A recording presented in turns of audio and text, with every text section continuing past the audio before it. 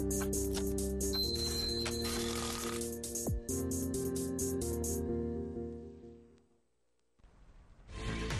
4월 1일 월요일 오늘장 내일장 2부 순서 이어가겠습니다. 오늘 장이 지금 막 3시가 지나면서 마감을 했습니다. 우리 증시 오늘 소폭 조정을 좀 받았습니다. 9포인트 가까이 빠졌는데요. 코스피는 1995.99, 1996에서 끝났다고 정리를 해드리겠습니다. 코스닥은 1포인트가 빠지면서 553.97로 소폭 조정을 받았습니다만 그래도 여전히 높은 수준에서 오늘 장 마감을 했습니다. 외국인의 매도세는 오늘 양시장에서 좀 계속 이어졌고요. 하지만 그 매도 강도가 약화됐다라는 점에서 그나마 4월 달에서는 수급적인 측면에서의 외국인의 순매수 전환이 좀 서서히라도 이루어져 주지 않을까 이런 기대감을 좀 갖게 됩니다. 자, 오늘 증시에서 여러분께서 과연 어떤 성적을 올리셨는지 모르겠는데요. 다시 한번 화면을 통해서 좀 정리해 볼까요? 네, 코스피 8.9포인트가 빠졌죠. 0.44%가 내려갔습니다. 낙폭이 깊어지지 않고 그나마 횡보했다는 게 다행이다 싶습니다. 주체별로는요, 외국인이 오늘 팔았습니다. 그 매도 규모는 좀 늘었습니다. 1시간여 동안 412억을 팔았고요. 기관은 217억을 팔았습니다. 쌍끌이 매도였고요. 코스닥 역시 1포인트 정도 빠졌습니다. 하지만 여전히 550선 이상에서 움직이고 있습니다. 코스닥 시장에서도 수급적인 측면에서 외국인과 기관의 쌍끌이 매도는 여전했습니다. 원달러 환율 3.7원이 오르면서 1114.8원입니다. 네, 대신증권 컨설팅 랩의 최재식 팀장을 연결하겠습니다. 안녕하세요. 안녕하십니까? 네, 오늘 우리 시장이 모두 좀 조정을 받았습니다. 오늘 장 특징부터 정리해 보겠습니다. 네, 오늘 전체적으로 부활절 연휴로 선진국 금융시장이 그냥 비난 금융을 시켜 보니까 그냥 하면서 관망세를 보입니다. 그래서 이제 전체적으로 코스피가 약세를 기록했고요. 또 지난주에 5일 연속 상승한 바 있습니다. 오늘 부동산 관련 부양책 같이 가면서 은행이 좀 상대적으로 나은 상승을 보여줬고요. 그럼 기타 양시장 보이지만 플러스를 마감했습니다. 네. 자, 지금 전화 연결 상태가 조금 고르지 않아서 여러분께서 좀 잘 들릴지 모르겠습니다만 양해 부탁을 드리고요. 자, 다음으로 내일장 전망 및 전략 듣겠습니다. 네. 지난주에서 내내 경기 부양 및 삼성전자 이슈가 국내 증시의 주가 상승은 아직 이끌 정도는 남아있다고 했지만 그 지난 5일 연속 상승하고 금요일날 부활절 연휴로 시장 쉬다 보니까 약간 상승은 좀 많았고요. 그런데 지수의 상승 강도는 나는 종목 전략에 더 맞춰야 되지 않습니까? 지수가 5점 이상으로 강세 이런 부분도 종목에 더 맞춰야 될 것 같고요. 이제는 BOJ에서 장기원칙 일기라든지 부재한 양극 보관한 기도일이 예상되고 있는데 시장의 반영 정도와 함께 우리나라의 다음 총리의 정책 대응을 고려할 때 적인 영향력은 우리나라 새 정부의 크다 생각이 듭니다. 그래서 네. 죄송합니다, 최 팀장님. 예, 지금 전화 연결 상태가 굉장히 고르지 않았습니다. 잡음도 좀 많이 끼고 그래서요. 다시 한번 좀 깨끗한 그런 통화 품질로 연결을 재시도하겠습니다. 시장 상황을 먼저 간략히 다시 한번 짚어보겠습니다. 자, 오늘 마감 상황 어떻게 되는지 궁금하신 분들도 계실 텐데요. 코스피 1995.99로 마쳤습니다. 네, 투자 주체별 매매 동향 보면요. 기관과 외국인이 오늘 외국인이 한 570을 팔았고 다시금 집계를 해보니까 기관이 소폭 순매수로 돌아섰군요. 49억 순매수세로 돌아섰습니다. 오늘 외국인만이 또 팔았습니다. 코스닥은 1.05포인트가 하락했습니다. 553.97포인트입니다. 네, 주체별 매매 동향 코스닥에서는 여전히 기관과 외국인 모두 쌍끌이 매도를 했습니다. 네, 시총 상위 종목들을 보겠습니다. 1% 가까이 빠진 대형 종목들이 꽤나 있습니다. 기아차 그리고 현대차와 삼성전자 모두 한 1% 조금 못 미치는 정도의 하락을 보였고요. 삼성생명은 1.44%나 빠졌네요. 네, 다시 한번 최재식 팀장을 연결하겠습니다. 안녕하십니까? 네, 안녕하십니까? 이제 전화 연결 상태가 좋네요. 내일장 전략 다시 좀 처음부터 들려주십시오. 네, 지난주 이어서 대내 경기 부양 및 삼성전자 이슈가 국내 증시의 추가 상승을 이끌 동력이라고 생각을 하고 있는데 다만 이제 지수보다는 저는 종목 전략에 더 맞지 않나 싶습니다. 지수의 상승 강도를 예측할 정도로 국내 모멘텀이 강하지 않다는 부분이고요. 다만 이제 BOJ에서 이제 장기 국채 매입이라든지 무제한 양적 완화 조기 도입 이런 부분이 이제 우리나라에는 불확실성이 되긴 하겠지만 그런 부분의 시장 반영도와 함께 다음 주 금통에서 이제 추가 금리 인하 가능성이 예상되는 바 단기적인 영향력은 우리나라 새 정부의 경제 부양 이슈가 더 크다고 판단이 됩니다. 그래서 지수가 강하진 않게 상승하겠지만 종목으로는 매매하는 데는 좀 더 나쁘지 않다 생각을 갖고 있고요.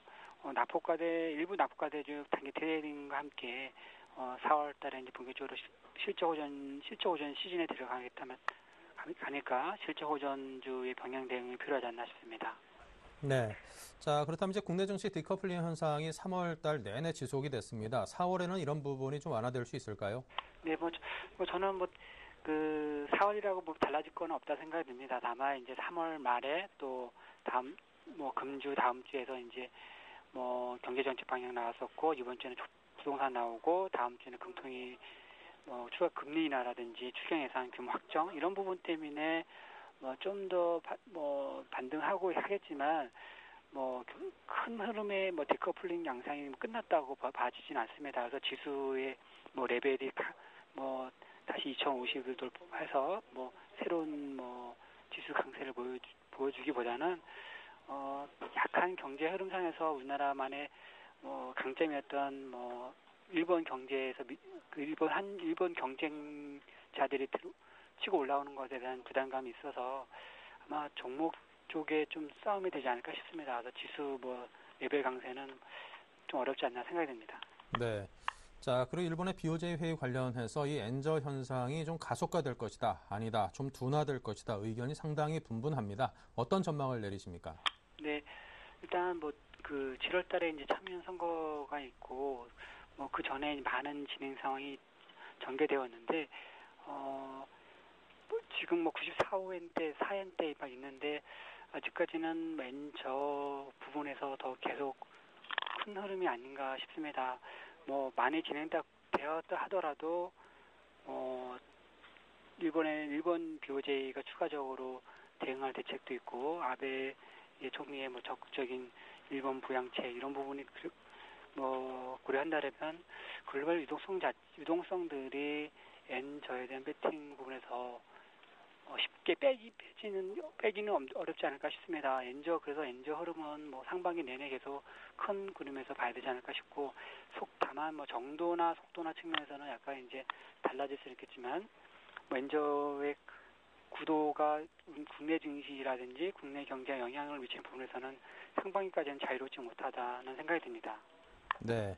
자, 그리고 이제 삼성전자 1분기 잠적 실적 발표가 이번 주 5일 날 예정이 돼 있습니다. 어떤 전망을 하고 계시고 주가에 어떤 영향을 줄 것이라고 보십니까? 네, 상대적으로 1분기보다는 2분기에 더 많은 이제 기대를 하고 있는데, 아무튼 4월 중하순 넘어가면서 이제 갤럭시 S4의 글로벌 동시 출시라든지 고려한다면 2분기에 월 1,000만 대씩 삼성전자가 목표한 대로 나온다면 상당히 어닝 서프라이즈 될 텐데 4월에 나오는 1분기 잠정치가 그게 좋지 않다 하더라도 그 부분은 아마 그 계절적인 공백이라든지 신제품에 대한 공백 그런 걸로 인해서였기 때문에 큰 영향은 없을 것 같고 오히려 2분기에 본격적으로 S4가 출시돼서 그 글로벌 동시 판매에 대한 그 히트가 기대됨에 따라서 오히려 조정 시 좀 더 적극을 매수해야 되는 대표주가 아닌가 싶습니다. 네, 알겠습니다. 자, 지금까지 대신증권 컨설팅랩의 최재식 팀장과 함께했습니다. 감사합니다. 네, 감사합니다. 네. 네, 잠시 통화 품질이 고르지 못했던 점에 대해서 다시 한번 사과 말씀드리겠습니다. 이어서 우진 투자 컨설팅의 이성규 팀장을 연결해서 수급 분석 등을 하겠습니다. 안녕하세요. 네, 안녕하십니까? 네, 오늘 우리 장이 좀 빠졌습니다. 오늘 장 수급 특징 및 업종별 특징이 있다면요? 네, 일단 오늘 코스피 같은 경우는 전반적인 그 호재가 없었던 장세라고 볼 수가 있겠고요. 그다음에 두 번째로는 악재라고 할 것 같으면 뭐 그렇게 크게 장에 충격은 주지 않았지만 일단은 그 북한의 진영학적 리스크가 좀 부각이 되면서 장중 계속해서 좀 눌리는 모습이었습니다. 일단 장중 흐름을 뭐 이렇게 보게 되면 뭐 보시다시피 장 초반에 약간은 계속 갭으로 상승하는 모습을 보였긴 했지만 결국엔 이런 상승폭들을 대부분 반납하게 되면서 장중 낙폭을 계속해서 이어가는 모습이었고요. 하지만 그 12시부터 거래량이 좀 한산해지기 시작했을 때 이 부분에 대해서는 그렇게 크게 이탈이 없었다는 것이 그나마 이 증시의 어느 정도 하방 경직성을 좀 오늘 단기적으로는 좀 마련했다라고 이렇게 볼 수가 있겠습니다. 그 뒤를 이어서 또 이게 코스닥 지수를 한번 보게 되면요. 일단 코스닥 같은 경우도 뭐 오늘 마찬가지였습니다. 코스닥 같은 경우도 계속적으로 좀 장중 이렇게 눌리는 모습은 보였었는데 이렇게 보시게 되면 일단은 코스닥 같은 경우도 계속적으로 상승폭은 물론 이 코스피보다 더 컸었던 그런 모습들이 나타났지만 역시나 계속적으로 좀 하락해서 눌리는 모습 보이면서 그나마 12시에 그 장이 한산해졌을 때 그 부분을 그래도 장중이 약간은 이탈하긴 했죠. 하지만 그런 부분들 다시 한번 장중에 만회했다는 점 우선적으로 좀 포인트다라고 이렇게 말씀을 드릴 수가 있겠습니다. 그래서 일단 업종별 투자별로 한번 보게 되면 오늘장 같은 경우는 사실상 크게 뭐 매수나 매도에 대한 그런 주체들이 뚜렷이 드러나지는 않았습니다. 뭐 개인 같은 경우 순매수의 기조가 거의 많이 보이고 있고요. 특히나 옵션까지도 콜에 매수세를 보였고 풋에서 매도세를 보였다라는 거.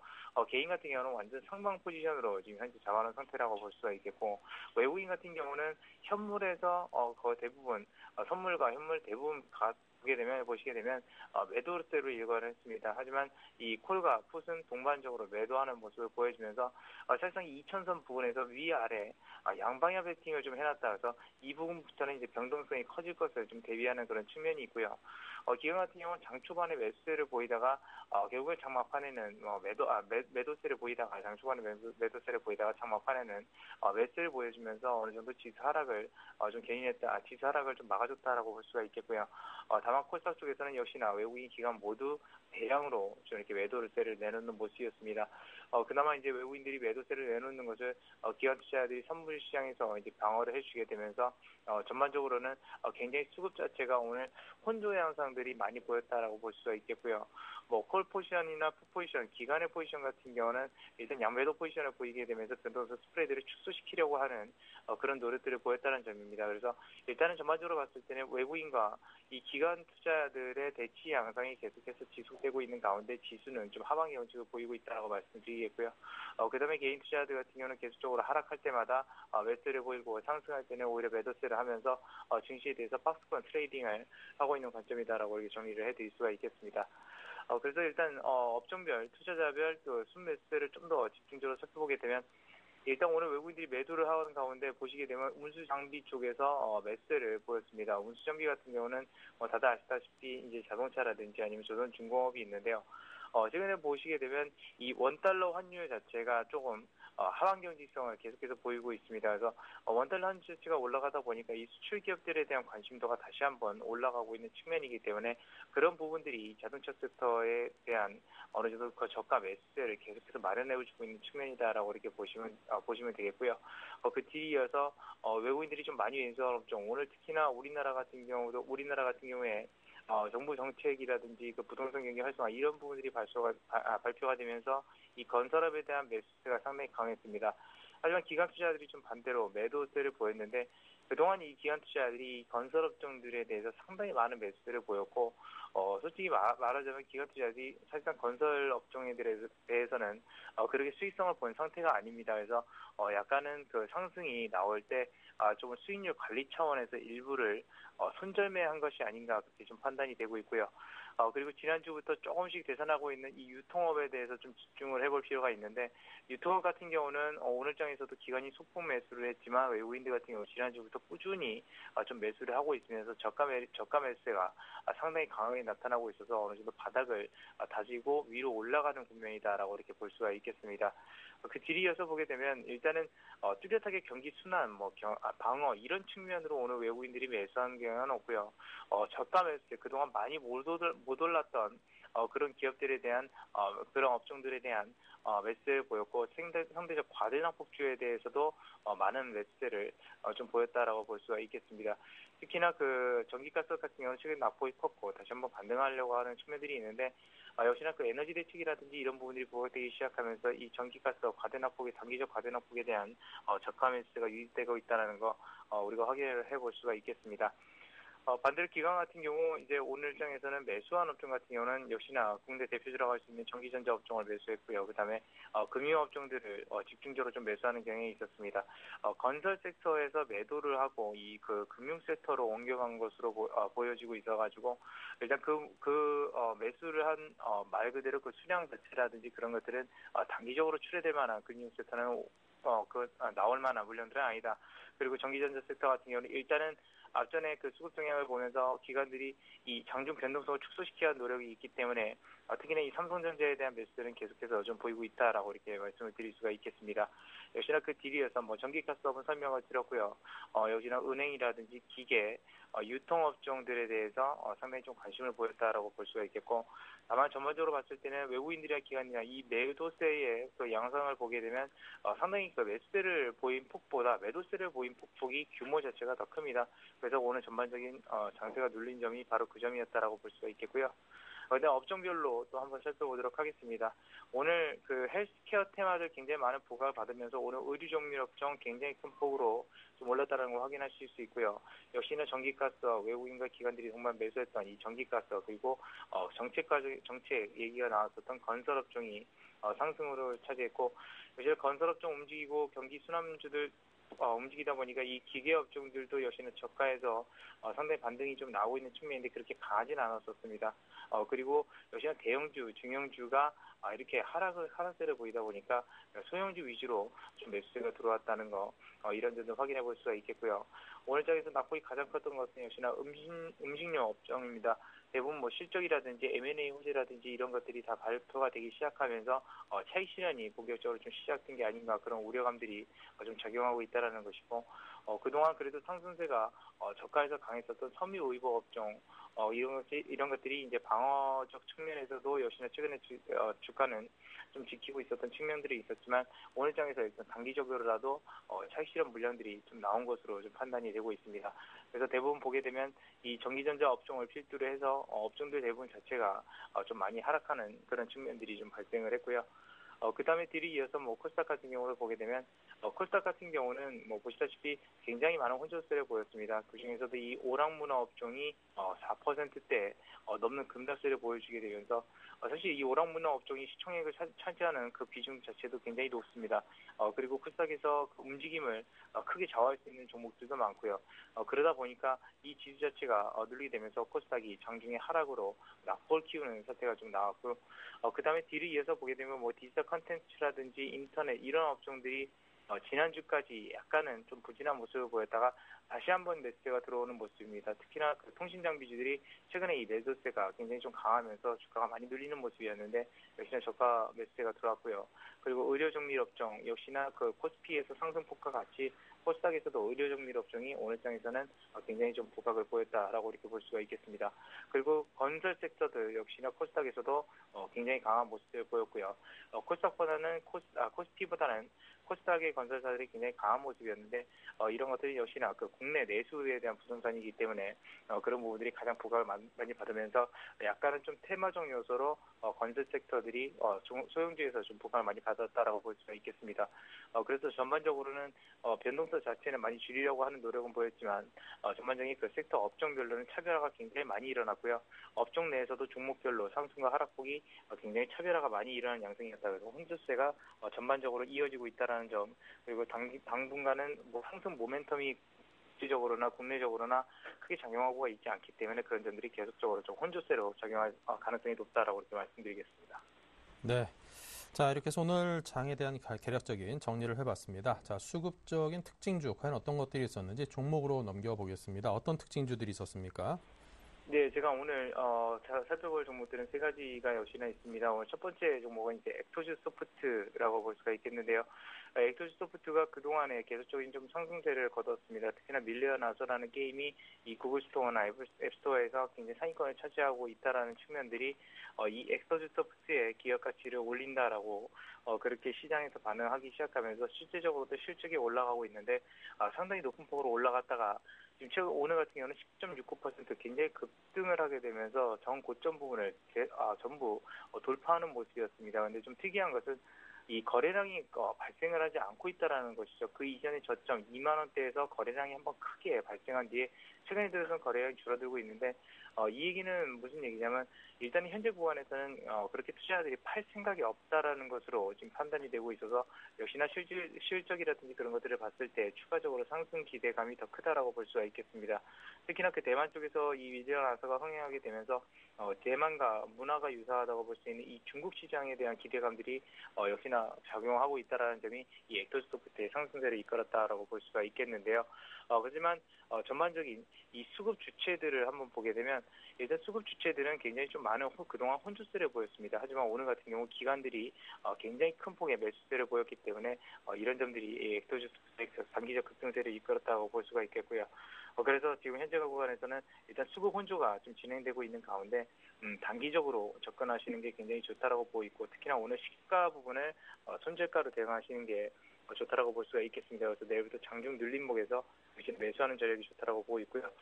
그 뒤를 이어서 두 번째 종목을 보게 되면 우리가 이 대원제약이라는 기업을 옛날부터 좀 봤는데 대원제약 같은 경우는 이 보청기 관련주라고 이제 보시면 되겠습니다. 그래서 복지 확대, 정부의 복지 확대라는 그런 정책 수혜가 기대가 되고 역시나 고령화 복지 테마 이런 것들도 있지만 실적세가 계속해서 이어지고 있기 때문에 특히나 이 외부인 투자자들의 매수세가 순매수 기조가 굉장히 무서운데요.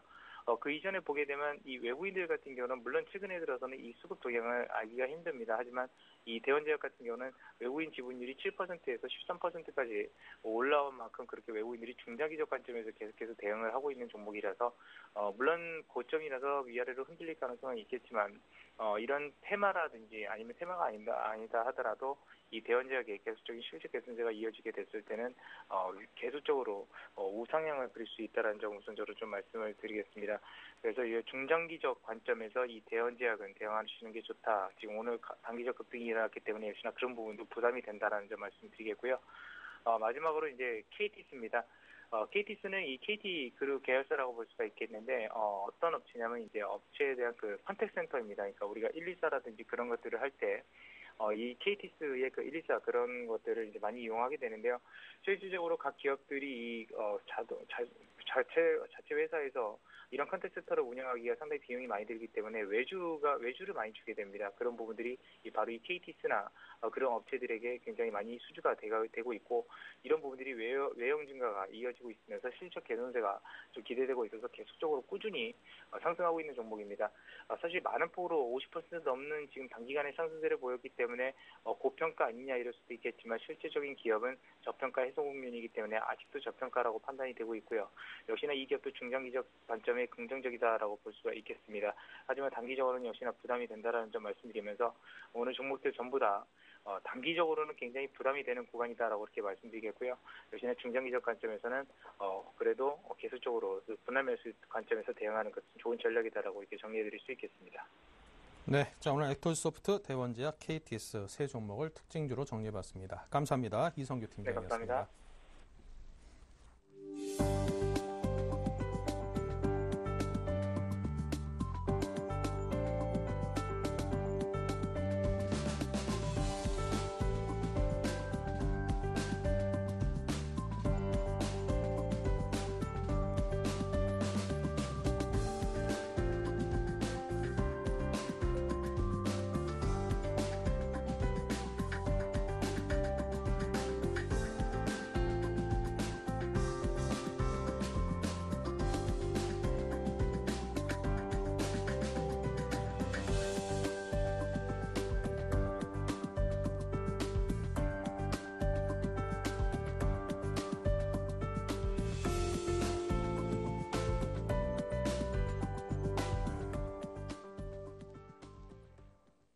네, 내일장 다이렉트 전략 이어가도록 하겠습니다. 오늘은 한화투자증권 올림픽점의 최홍준 과장, 이명식 전문가 두 분 모셨습니다. 어서 오십시오. 안녕하세요. 네. 자, 내일장에서 이길 수 있는 다이렉트 전략 어떤 것들인지 화면으로 보겠습니다. 네, 주식을 살까, 종목 선정법은 뭘 살까 질문을 드렸고요. 네, 이에 대해서 최홍준 과장께서는 종목별 분할 매수 접근을 지속하자, 그리고 개별 종목과 실적주에 대해서 종목 선정법 제시했습니다. AP 시스템 종목으로 골랐고요. 이명식 전문가는 업황 개선주, 정책 관련주를 말씀했습니다. 그리고 환율과 경기 지표를 좀 살펴봐야 된다고 말씀하셨고요. KTB 투자증권 이야기를 하시겠답니다. 네, 먼저 주식을 사야 될지 말아야 될지 최홍준 과장님께 듣겠습니다. 종목별로 분할 매수 접근 지속 이런 의견을 주셨는데요. 예, 오늘도 시장이 좀 상승한가 싶더니 다시 좀 하락을 해서 마감을 했는데요. 아무래도 이번 주 같은 경우는 일본 이제 시장에서 이제 정부 바뀌고 나온 이후에 정책에 대한 부분들, 엔저가 뭐 단기적으로 좀 더 오를 수 있는 부분, 이런 부분들이 좀 복합적으로 작용된 시장이 아닌가 이렇게 생각이 되고요. 하지만 지금 현재 한국 관련 외국인 펀드 쪽으로는 자금이 지금 계속해서 순유입이 되고 있는 상황입니다. 뭐 신흥시장 펀드 쪽에서는 한 3주 정도 주고 매도가 발생했다고 하는데, 한국 관련 외국인 펀드로는 이번 주에도 한 30억 달러 정도 들어와서 여전히 한 29주째 좀 순유입이 되고 있는 상황이고요. 지금 외국인 매도가 좀 지속이 되고 있지만은 저도 말씀드린 삼성전자에 좀 집중된 측면들이 있다. 삼성전자가 실적이 안 나와서 파는 부분들이라기보다는 그동안에 많이 이제 뱅가드 벤치마크 변경이라든지 뭐 아이시아 글로벌 이머징 마켓 펀드에서 일부 유출과 관련된 그런 이슈들이 좀 작용했다고 보시는 게 맞을 것 같고요. 일단 3월까지 추이를 보게 되면 유가증권 시장에서 외국인들이 총 팔았던 자금들은 한 2조 5천억 원 정도가 됩니다. 연초 이후 한 외국인 순매도를 따져봐도 한 2.8조 정도가 되는데요. 근데 물론 여기서 그러면 외국인들이 나가기만 했냐라는 측면들을 봤을 때 뱅가드 펀드라든지 이런 아이시아 이머징 펀드 이런 유출 금액을 유추해 보게 되면 한 5조 6천억 원 정도가 됩니다. 그렇다면 순수하게 들어온 자금들은 2조 8천억 원 정도는 순매수가 있었다는 얘기입니다. 그러면 그동안에 한국 관련 외국인 펀드 자금 흐름을 보게 되면 중국이라든지 인도 시장 이런 쪽으로 많이 들어왔지만은 IT로 비롯되는 한국 시장이라든지 대만 시장은 많이 못 들어왔습니다. 뭐 3월 달에 초반 같은 경우 좀 들어온가 싶더니 후반 가서는 또 이제 매도세가 계속 이어지면서 주춤했는데요. 그 부분들이 아무래도 엔달러 환율에 어느 정도 영향을 미치지 않았나 싶은데요. 지금 현재도 한 93 정도에서 좀 머물고 있고 한 95 정도까지 한번 갔다가 지금 이번 주에 또 이제 일본 이제 정부가 들어서면서 이제 일본 이제 총리가 새로 이제 선출이 되게 되면 거기서 또 이제 한 100엔대까지 올라가서 부분이 언급이 될 수 있는 부분도 있다고 하지만 100엔까지 올라간다고 100엔 이제 달러당 100엔 수준까지 올라간다고 하면은 그 부분들은 미국 시장에서 용인할 수 있는 부분은 아니라고 생각이 되기 때문에 그 부분이 단기적으로 올라간다면 그 어느 정도 폭은 좀 더 다 왔다 이렇게 보고 있기 때문에 이번 주는 이제 시장의 흐름도 삼성전자 쪽으로 외국인 매도세가 계속 이어지는 부분들, 그리고 자동차 관련주 쪽으로 좀 매수세가 이제 저가에서 들어올 수 있는 부분들, 그런 부분은 체크해서 좀 보셔야 될 것 같고요. 하지만 지금 현재 뭐 1분기 기업 실적에 대한 부분들도 복합적으로 말씀드리면 뭐 하향 조정됐던 부분들도 있지만 상향 조정됐던 부분들도 있고요. 전반적으로 봤을 때는 이제 작년 2, 4분기부터 1년 이상 2, 4분기, 3, 4분기, 4, 4분기, 올해 1, 4분기까지 기업 실적은 하향 조정됐습니다. 하지만 종목별로 차별화가 발생할 수 있는 부분들이 있기 때문에 하향 조정됐던 부분도 어느 정도 시장에서 반영됐다고 보고요.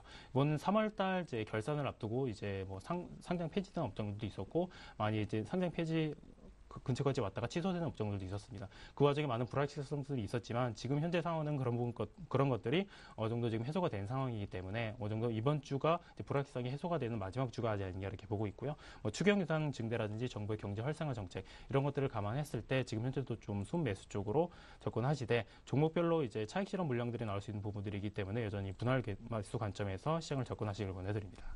네, 알겠습니다. 주식을 살까에 대해서 먼저 최홍준 과장의 의견을 들어봤습니다. 자, 이어서 이명식 전문가께서는 업황 개선 그리고 정책 관련주에 대한 말씀을 하신다고요? 네.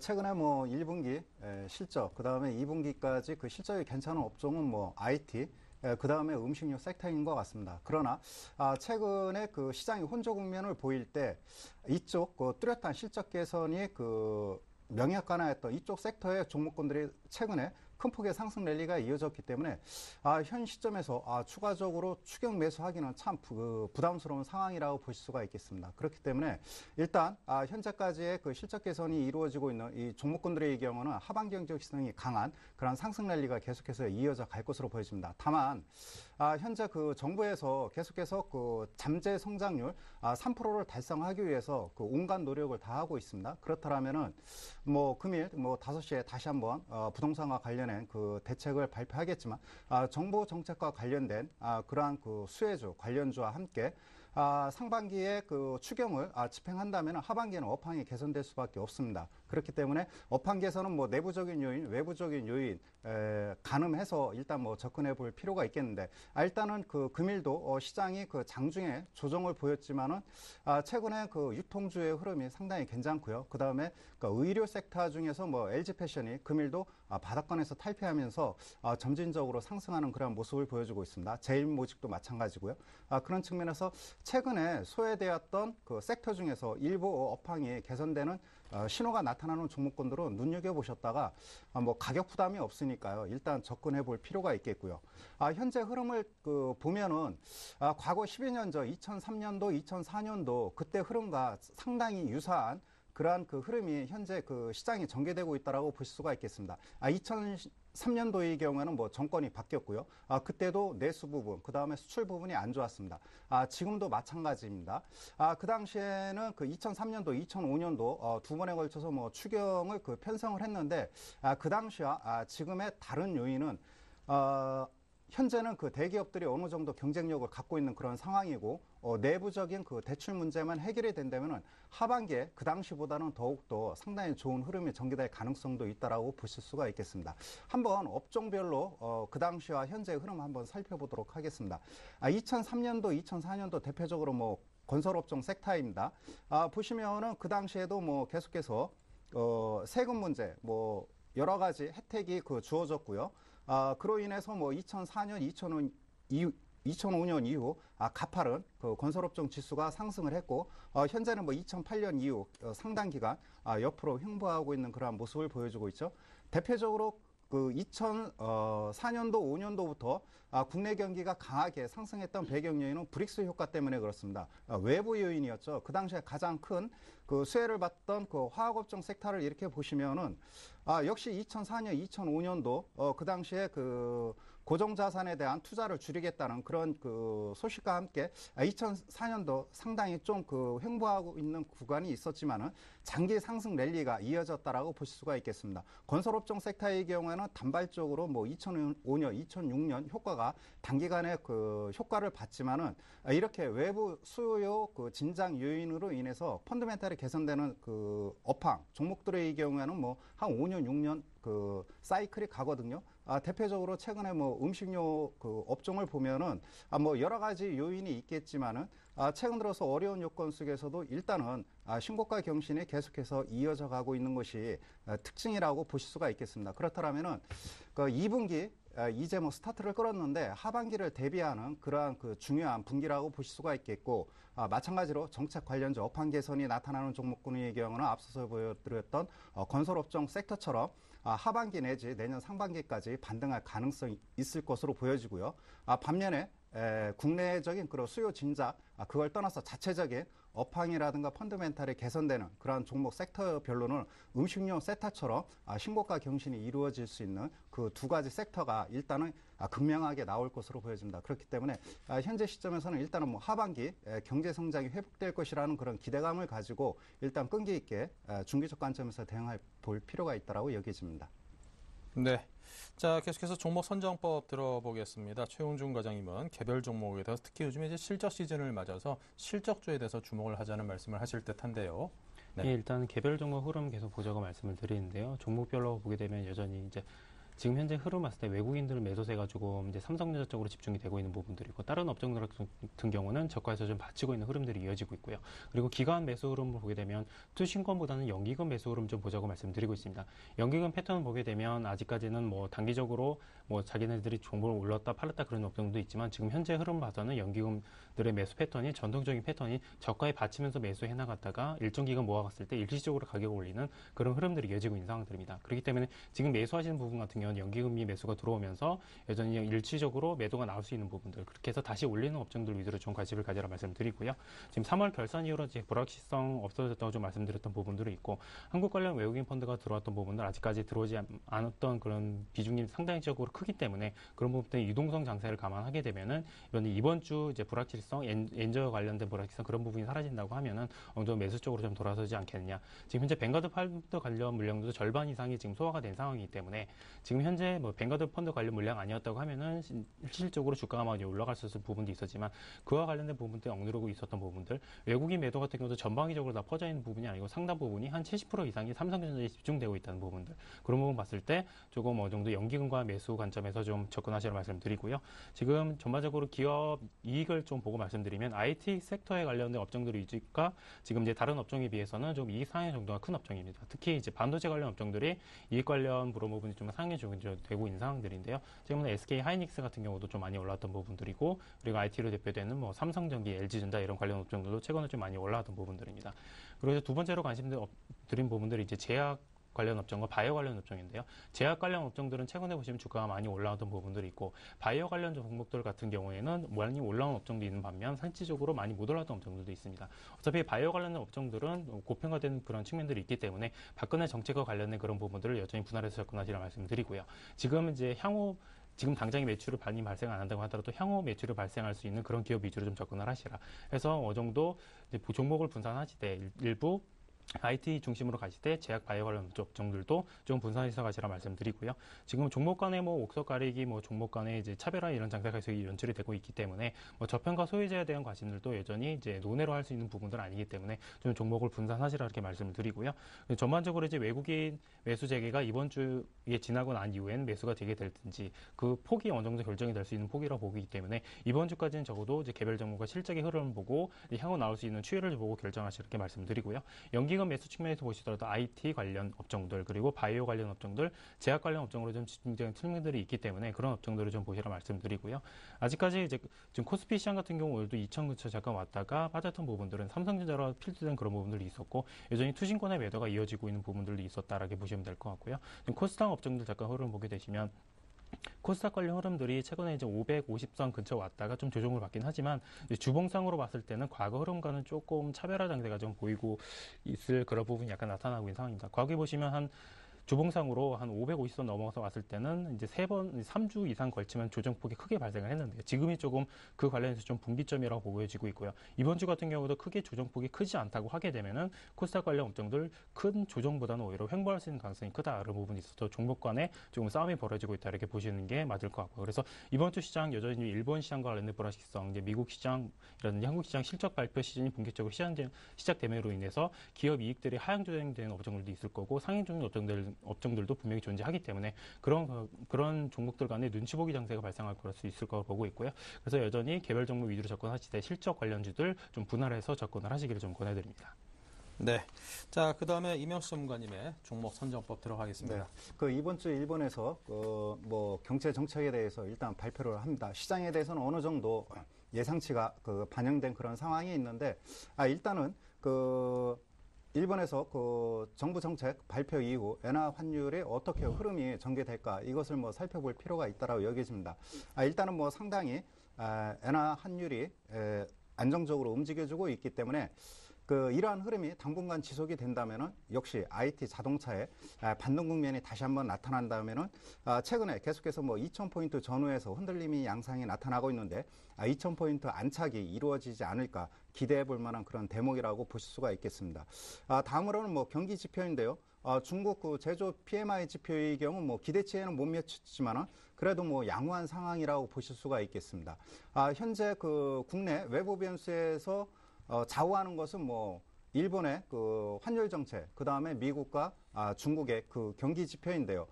현재는 엔화 환율과 그 다음에 중국의 경기 지표에 발목이 잡혀 있는 상황입니다. 그렇다 보니까 삼성전자 혼자 독주하기에는 2,000포인트 뭐 돌파는 할 수 있지만은 안착하기에는 부담스러운 그런 상황에 놓여 있기 때문에 여기서는 그래도 뭐 가능성 있는 게 자동차 섹터인 것 같습니다. 그렇기 때문에 자동차 섹터가 어떻게 이번 주, 다음 주 움직여 주느냐에 따라 2,000포인트 안착 여부가 판단될 것으로 보여지고요. 설사 한 1, 2주 정도 대형주가 답보 상태에 놓여 있다 하더라도 일단은 뭐 정책 관련주라든가 일부 그 재료 보유 종목군들의 순환 흐름은 계속해서 이어져 갈 가능성이 크다라고 보실 수가 있겠습니다. 금일 같은 경우도 상당히 그 소외주였던 두산그룹 관련주들이 움직임이 좋았습니다. 대표적으로 뭐 두산 지주회사죠. 두산중공업, 그다음에 두산건설주. 그동안에 그 업황이 안 좋았고, 그다음에 그 건설, 주택건설, 그러한 그 리스크로 인해서 안 좋았던 이런 그 그룹들이 현재 그 하방 경직성이 강한 모습을 보여주고 있습니다.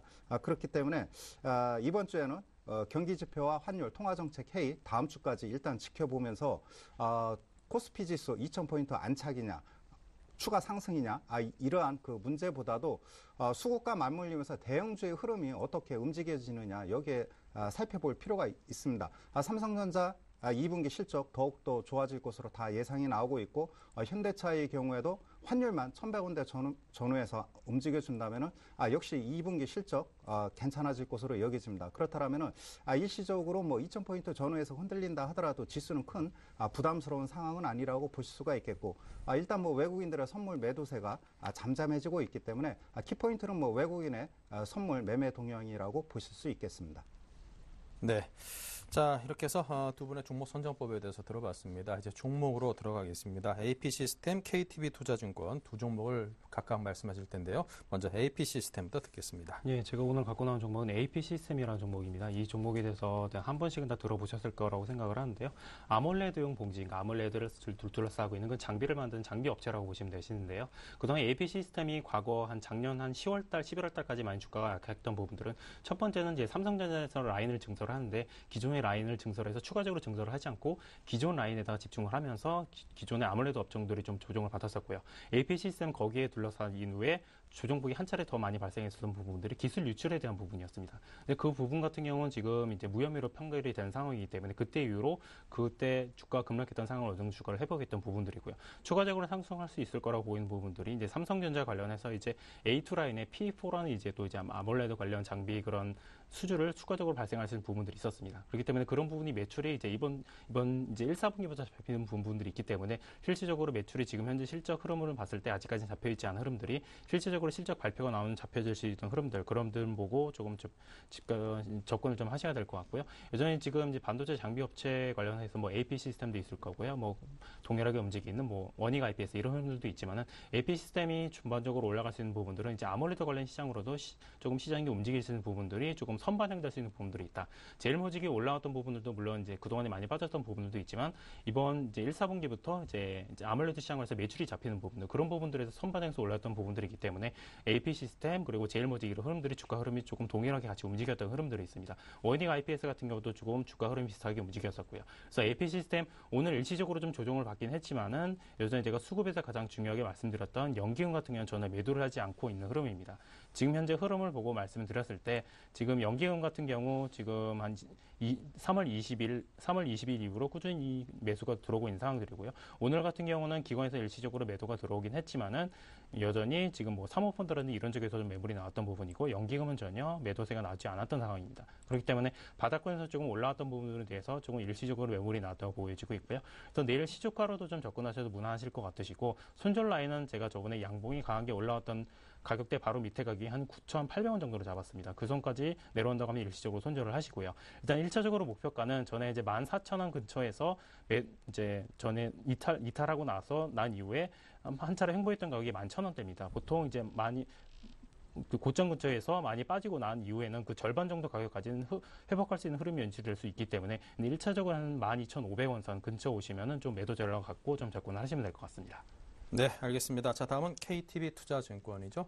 네, 그 최근 들어서 뭐 정부 정책과 관련된 그러한 그 관련주들의 상당히 흐름이 많이 올라갔습니다. 뭐 건설주, 그 다음에 일부 헬스케어 관련주, 대표적으로 뭐 KTB투자증권이 코넥스 전용 그 벤처기업 시장이 개설됨으로 인해서 상당히 올랐습니다. 금일은 뭐 기관 매물로 인해서 일단은 조정을 받았는데요. 중요한 것은 일단 벤처 중소기업 사모펀드 투자한 금액이 한 2,400억 정도 되는데 코넥스 시장이 개설이 되고 코스닥 시장에 일부 상장하는 일부 그 성장 기업들이 상장을 한다면은 아무래도 그동안에 투자했던 자금을 회수할 수 있는 그런 시기가 빨라지지 않을까 이렇게 판단이 됩니다. 즉 미국처럼 벤처기업에 투자한 자금이 빠르게 회수될 수 있는 그런 가능성이 크기 때문에 출구 시장이 열린다라고 보실 수가 있겠습니다. 그런 측면에서 KTB 네트워크가 투자증권이 그동안의 그 다양한 성장 기업들의 투자한 성과가 적어도 뭐 금년도 당장은 아니지만 내년도까지 일단은 뭐 수혜를 볼 가능성이 크겠고요. 그런 측면에서 IPO 시장이 활성화될 가능성이 크다라고 볼 수가 있겠고 중국에서도 일부 가시적인 성과를 나타낸 걸로 알고 있습니다. 또한 최근에 그 ROE 지표가 그 6%대까지 개선되고 있는 그런 모습을 보여주고 있기 때문에 일단 뭐 재무제표도 상당히 개선되고 있다라고 볼 수가 있겠습니다. 차트를 한번 보시도록 하겠습니다. KTB 그 투자증권의 경우 그 지난 1월 달이죠. 예, 대량 거래가 분출된 이후 3,000원대에서 4,000원대 부근까지 강하게 올랐는데요. 금일은 그 기간 쪽에서 그 차익 매물이 나타났습니다. 그렇기 때문에 접근할 수 있는 그런 방법은 3,600원을 이탈할 시에는 일단은 뭐 관망하셨다가 기존에 가지고 계신 분들은 뭐 손절을 해야겠죠. 차익 실현 3,600원대를 이탈하지 않는 이상 일단 저점 매수 기회를 누리시고요. 그 다음에 그 현재 국면에서 일단 기간 조정이 어느 정도 형성이 된 이후에는 4,700원대를 향한 상승 흐름이 계속해서 이어져갈 가능성이 매우 높은 상황이라고 보실 수가 있겠습니다. 그렇기 때문에 매수 시점은 3,600원에서 한 3,700원대 사이에서 일단 접근해 볼 필요가 있다고 여겨집니다. 네, 자 이렇게 해서 두 종목 추천 종목 들어봤습니다. 자 이어서 지난 추천 종목의 AS입니다. 디지텍 시스템 최 과장님. 네, 디지텍 시스템 일시적으로 9,000원대까지 좀 내려왔던 부분들이 있는데요. 제가 이 종목 갖고 왔을 때 비중은 기존 뒤중에 제가 말씀드린 비중보다는 절반 이하로 좀 조금만 비중을 가져가시라 말씀드렸고요. 일시적으로 지금 9,000원대에 떨어졌던 부분들은 이제 그동안에 이제 일본 업체 쪽에 수주 부분에 있어서 그 부분이 좀 지연됐던 부분들이 있었고요. 그리고 그때 이후에 주주총회 이후에 불확실성이라든지 어느 정도 그런 부분들이 시장이 좀 반영했다고 보여지고 있고요. 저거 제가 디지텍 시스템 말씀드렸던 이유는 이제 태블릿 시장으로도 조금 매수가 전환할 수 있는 부분 말씀을 드렸었는데 그 시장으로 전환할 수 있는 부분들이 조금 시일이 조금 더 걸릴 수 있는 부분들이 있기 때문에 지금 갖고 계신 분들 바로 손절하실 부분은 없으시고요. 추가적으로 매수는 제한하시되 기존 포지션 조금은 갖고 가시면서 조금 대응을 하시면 될 것 같습니다. 네, 다음은 삼성전기입니다. 네, 삼성전기 지난 금요일에 그 말씀을 드렸는데 수급 부담으로 인해서 일단 조정을 받았는데 대표적인 뭐 1, 2분기 실적주라고 볼 수가 있겠습니다. 그렇기 때문에 현재 눌림목 조정이 저로의 매수 기회가 아닌가 이렇게 판단이 되고요. 97,000원 이탈하지 않는 이상 계속해서 저점 매수 유효하고요. 목표 주가는 뭐 정고점을 돌파하여 11만 원대, 12만 원대를 향한 중장기 상승 흐름이 전개될 것으로 보여집니다. 네, 자 이렇게 삼성전기 등 지난 추천 종목에 대한 AS 해봤습니다. 자, 두 분의 다이렉트 전략 다시 한번 정리합니다.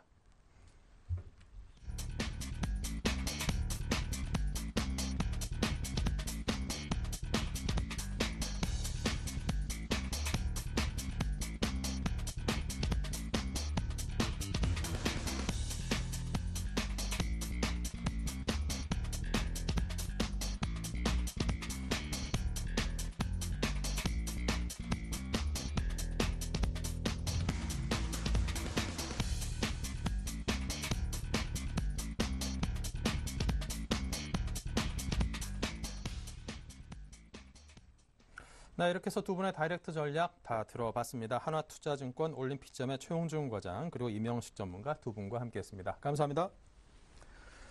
네, 4월 들어서 첫 번째 거래일 날 여러분과 함께했습니다. 오늘 비록 하락 조정은 받았습니다만 첫 출발이 살짝 뒤로 좀 움츠렸느니만큼 4월 한 달 내내 멀리 한번 내뻗기를 기대해 보겠습니다. 4월 강세장 기대해 보면서 인사드립니다. 감사합니다.